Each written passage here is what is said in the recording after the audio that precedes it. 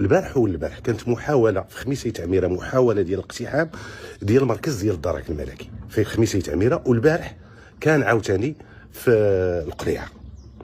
كنقول لهاد الشباب غير باش يعرفوا، انا ابن جهاز الدرك الملكي، خدمت في ذاك الجهاز الذي اكن له كل احترام والتقدير، خدمت فيه 26 سنه.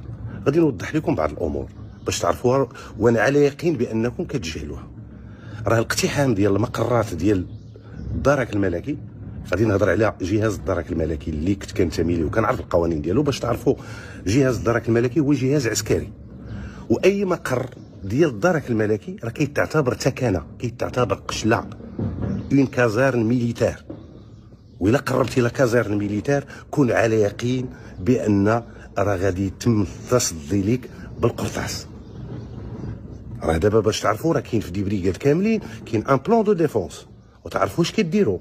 واي واحد دار هذه المسائل هانتوما كتشوفوا للاسف طاحوا شبان ضحايا ما عرفوش اشنو كاين، ما تيعرفوش العواقب ديال السلوك ديالهم، ما كيعرفوش مجموعه ديال الامور. لذلك خرجت باش نوضح هذه الامور هذه.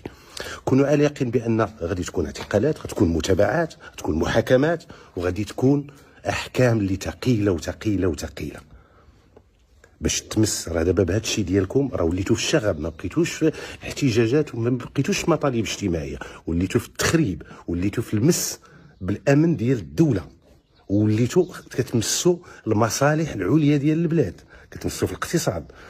فاش كينوضوا متظاهرين وكيخربوا ممتلكات ديال اشخاص، خصوصيه ديال واحد، ما سير مال عام، ما عنده حتى علاقه بالمال العام، مواطن عادي، وتجيو تكرفصلي على ديالو، داكشي غير مقبول، سلوك غير مقبول. وباش تخرب ابناك، اشنو درت لك ابناك؟ تهجم على وتضرب بوليسي وتضرب دركي وتضرب مخزنيش. بغاو يكونوا دوك الناس، هذوك الناس راه منا، راه ولاد الشعب، ولاد الشعب. باش تنوض تجرأ تضرب عليه، هذاك هو اللي كيسهر لك على الامن ديالك. علاش هذا الحقد؟ الاجهزه الامنيه علاش هذا الحقد؟ راه الا كنا كنبغيو مصلحه بلادنا راه خص هذا الشيء يوقف، خص شي يوقف. راه كاين اعداء ديال البلاد، كاينين الناس اللي كيتشفاو فينا، راه كاين جيراننا راه كيتشفاو فينا. بعد ما كنا كيتعطى بينا المثال الشعب المغربي كيتعطى به المثال حتى نوليو ضحكه ديال الصغير والكبير. لا وكنوجه رساله اخرى، كنوجه الاباء والابناء، تنقول لهم بان الاقتحام ديال المقرات ديال الاجهزه الامنيه راه خط احمر. التخريب ديال ممتلكات ديال الدوله والادارات ديال الدوله خط احمر.